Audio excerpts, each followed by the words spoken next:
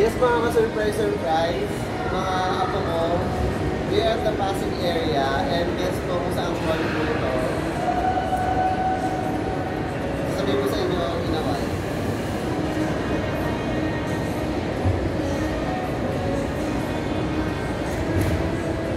So ayan mga ka-surprise, new area, new location, new adventure. We are at the Pasig City and nasa Yayamaning Mall po tayo. Bakit po ba nasabing Yayamaning Mall? Ano ba yan? Mas yayaman ba ito kaysa sa Greenbelt or sa BGC? Well mga ka-surprise, all I can say is itong interior po nila is made na talagang it's tall. Hindi po sa it's huge. Hindi po ganon. It's tall. So pag masyadong mataas yung interior, para bang feeling mo is ang liit-liit mo, ganon. So, parang feeling ko ganon mga ka-surprise yung feeling natin. But anyway, without any further ado, sabihin ko na kung nasan tayo mga ka-surprise. Ayan. Ginintuan po yung pangalan nila. Nasa Opus Mall po tayo. And,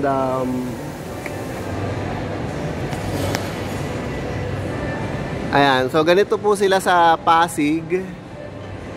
Actually, I think this is a Robinsons Mall.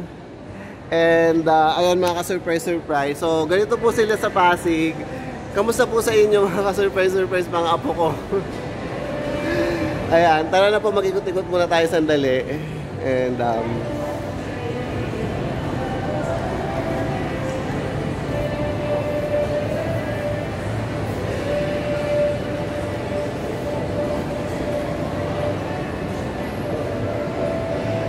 so if you want to lounge around, ayan, pakiyamanin po yung mga lounge nila, mga dalawahan lang, ganun. Parang hindi naman pupunta siguro dito yung mga barkada, walang barkada feels dito, mga surprise, talagang dalawahan lang siya. Ayan, ganun. And, oh, this is very nice. Mayroon po silang no-nos dito na para bang nasa open space po siya, ganun. Ayan, parang alfresco style, ganun.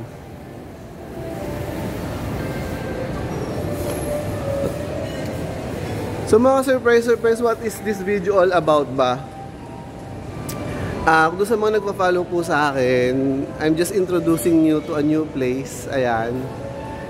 Alam niyo naman po na yung last video ko po is sinabi ko is meron po tayong new adventure. So new city po ito, ganun. And magkakaroon na po sila ng Vikings group dito, ganun. Pero I think nothing nothing really extravagant, parang ganun. So ayun nga, nasa bagong city po tayo mga surprise. Ayan. And nasabi ko na ba, nasa Pasay po tayo, nasa Pasig po tayo. So titingin po tayo ng terrace nila, ganun. Feeling ko gym area yung sa taas. Ayun. Let's try kumuha dyan ng ano, ng what do you call that? Free trial.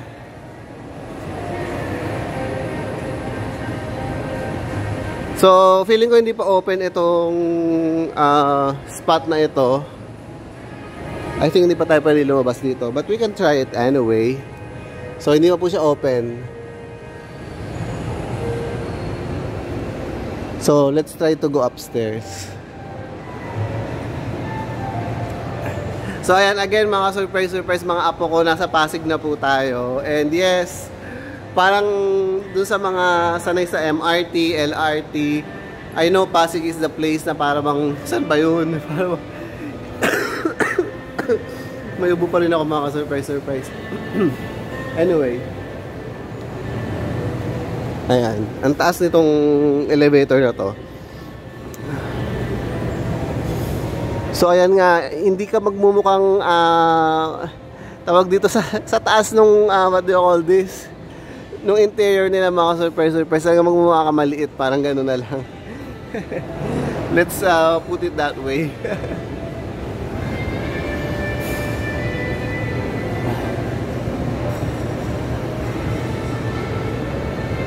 Hindi pala siya gym area. So akala ko gym area siya mga surprise. So this looks like a food court. Alright. So, it is a Yayamanin food court, mga surprise. So, ayan, Epic Eats. It is called Epic Eats. Ayan. So medyo malaki po siya mga ka-surprise. Ayan, nakala ko gym na. Kukuha sana tayo ng free trial sa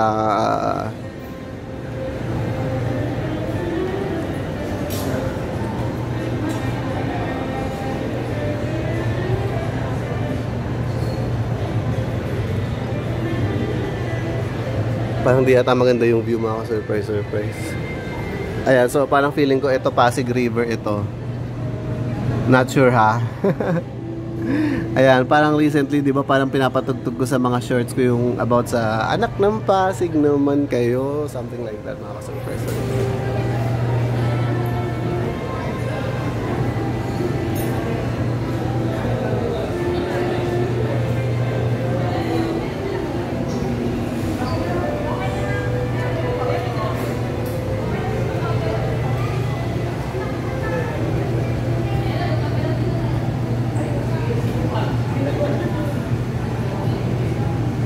So I think this is called the Bridgetown something, ganon.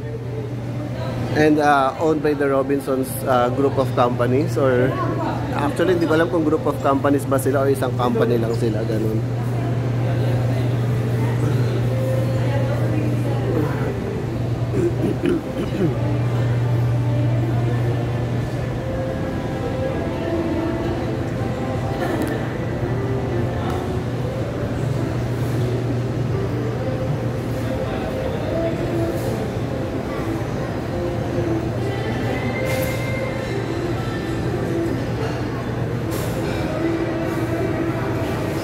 So here they have, hindi ko po alam kung paano i-pronounce yan.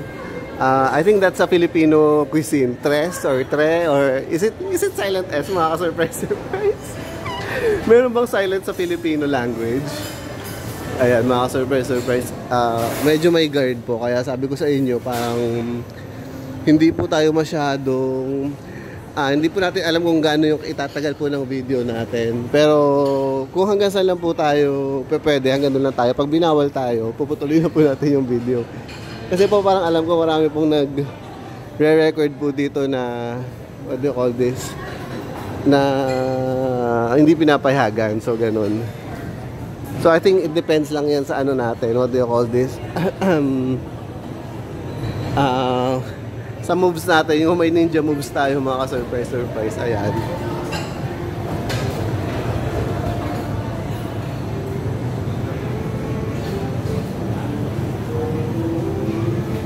So ayan, ito yung parang alfresco nila dito.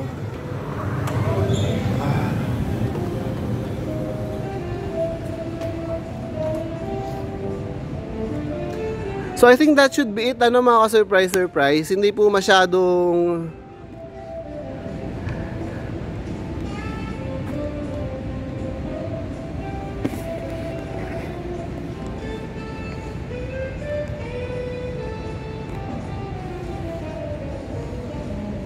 ayun mga ka-surprise. Buwis skin po yung ginawa natin na kasi mainit po. Ayan. Pero since naka-shades naman tayo, pwede na rin. Ayan.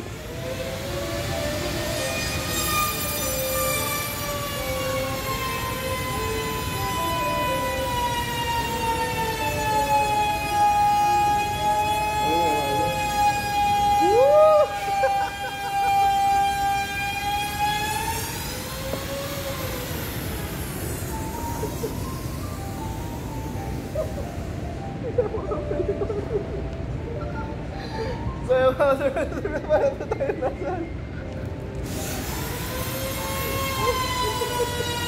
Ganun pala yun. Pero parang feeling ako mataba ako, hindi ko maano yun. Hindi ko magawa yung mga surprise. Ayan.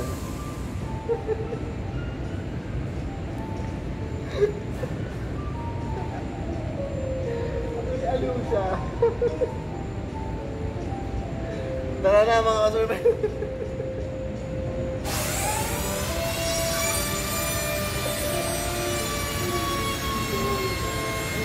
Ang init mga ka-surprise. Talagang sumisigat po yung araw dito. Tara na. At ako'y baka ma-sunburn.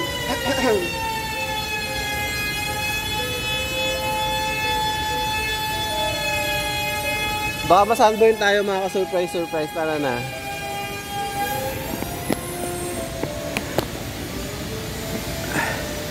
So, ganyan po siya. Ayan. Parang siguro, ano ito, what do you call this? May fresco dining din po dyan. Ayan. So, dito na ba yung, yung holiday tree? Yes. And doon kanina ako na bad trip sa Dave & Buster's na yun na, what do you call that? Meron silang, ayan, yung nga natin. Ayan, parang kaya naka-gimbal tayo. Ayan. Ito pong Dave & Buster's na yan, ano po siya, para siyang yayamanin na time zone, gano'n mga surprise. So, harap tayong ganyan. Para kitang-kita tayo sa may time zone, mga surprise. So, yun po, mostly yung mga nagre-recording po dito, hindi pa po nakukuha yung Dave & Buster's na yan. Tayo pa lang mga surprise. So, ayan po siya. I think ito po, ano siya sa US, talagang, yan po yung talaga sa US. Pero hindi na po tayo lalapit dyan kasi kanina lumapit po tayo dyan. Tawag dito, may copyright music. So, ayan, medyo mag-ano na tayo dito mga surprise. Ayan.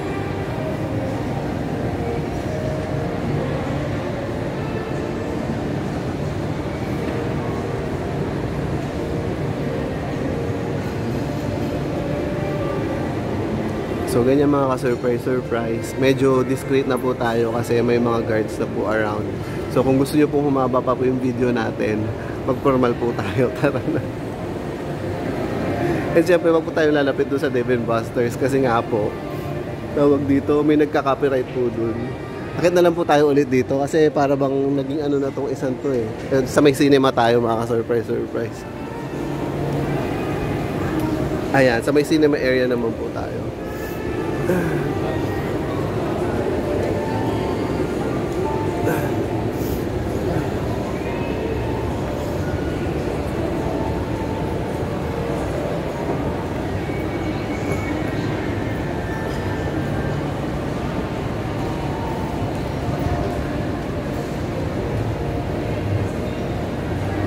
Nagbe-blur siya.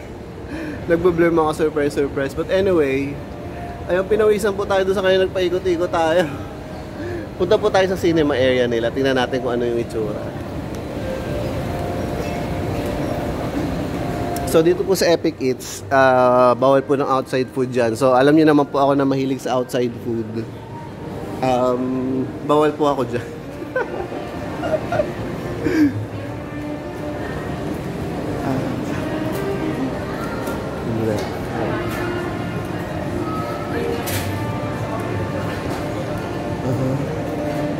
So parang feeling ko ang afford ko lang po dito bukod dun sa Eats is itong Shakey's. Yan lang po yung afford natin mga surprise.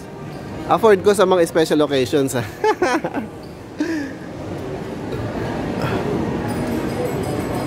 So ito naman po yung interior mga surprise. Talaga ang taas po kasi kahit ito pong, what do you call this,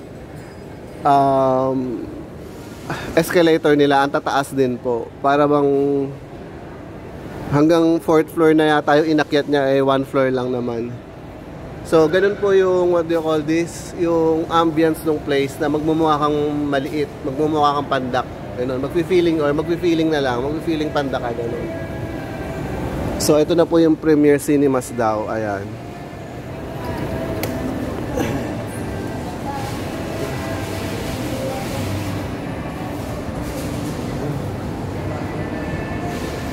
So ito pong design na ito mga ka-surprise.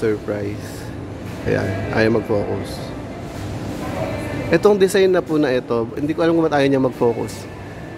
Para po siyang sa SM lang din, ano.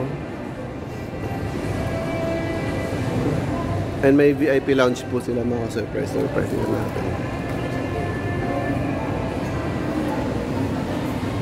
Ewan ko kung kailan lang inopen itong cinemas nila kasi parang doon sa mga nagre-record o mga nagva-vlogs, parang wala pa po silang, what do you call this?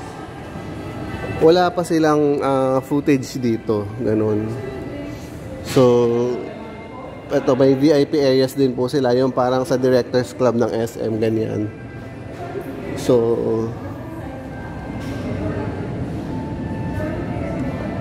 ganyan po yung loob niya. And I think this is a Yayamanin subdivision, gano'n, parang Forbes Park, gano'n. Siguro overlooking na rin po dito yung Green Hills area. Ayan.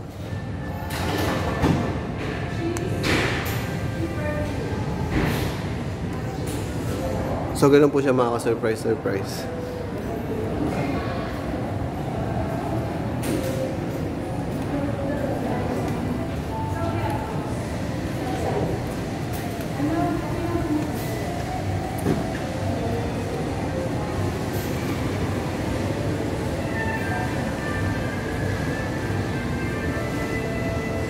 So parang masyadong ang haba nung nilakad natin dito. Ano ito? Just cinemas? Ah, oo, puro cinemas lang ito mga surprise. Itong alley na ito. Ayan. So I think we will not go any further doon, ano. Siguro hanggang dito lang sa gitna kasi mga cinemas lang naman ito. Ganun.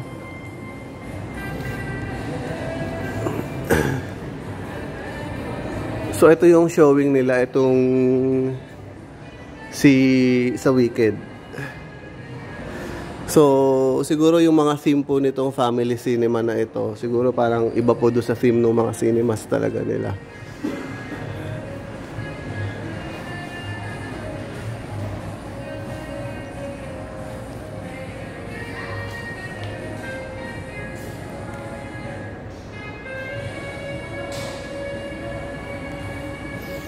I'm not a fan of Wicked, mga ka-surprise.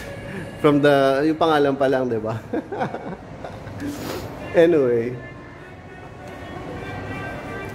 mga ka-surprise, mga apo ko, saya-saya ko na naman.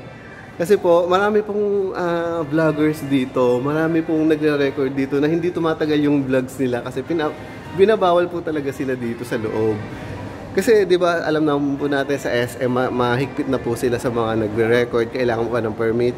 Ganoon din po sa mga Ayala malls, medyo parang mainit na yung mata nila. Pero dito mga ka-surprise, parang feeling ko is dead ma lang sila. Feeling ko basta discreet ka. Pero yun nga, marami na pong vloggers dito na binawalan po sila kaya hindi po sila nakapag-record dito. Siguro ngayon medyo niluwagan na po nila yung what do you call this, yung mga do's and don'ts. Kasi po parang before is parang bago pa lang ito. Siguro hindi pa sila nakakapag-establish ng mga what do you call this, ng mga kung ano talaga ang dapat, ganon. So waiting area pa lang po ito mga ka-surprise, and okay naman po yung mga chairs niya, ganyan. So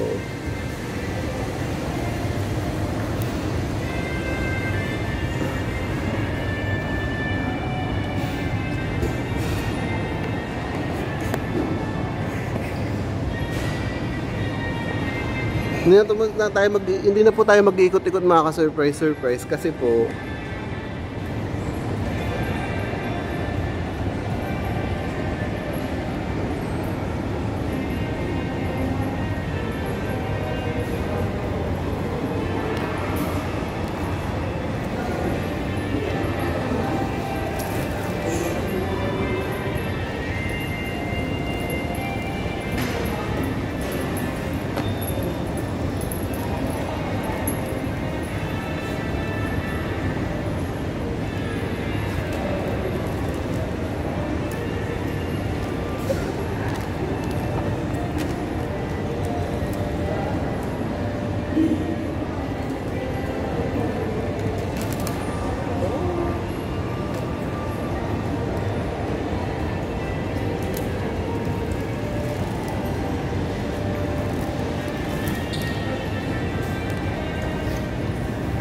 siguro yun na lang po muna yung chika mga ka-surprise. Actually, hindi pa po talaga ako ready na gumawa ng mga ganitong vlogs mga ka-surprise. Kasi po, naninibago pa po ako sa city na ito. We are at Pasig City and it's really new for me, ganun. Before, pag malapit ka sa MRT, LRT, parang hindi mo alam kung ano ba yung Pasig, Sambayan. Pero now we know. And meron po sila ditong, kung sa Parañaque area or Pasay area, nandun po yung SMDC, para bang SM owns the city. Dito naman po parang Robinsons owns Pasig City, para bang ganun. So, ayun. Sabi nga nila, ito daw yung up and coming. Pero sa totoo mga ka-surprise, around Metro Manila, ang pinaka nagustuhan ko po talaga is the Alabang area. Kasi po talaga pong green siya. Actually, kiniklaim po ng Pasig na Green City daw sila. Pero once na makita nyo po itong Alabang area na talagang yung mga high-rise building is layo-layo po sila from each other. Mas gusto ko na po doon kasi dito po na medyo para bang katabi mo yung Pasig River, para bang ganun. So, para bang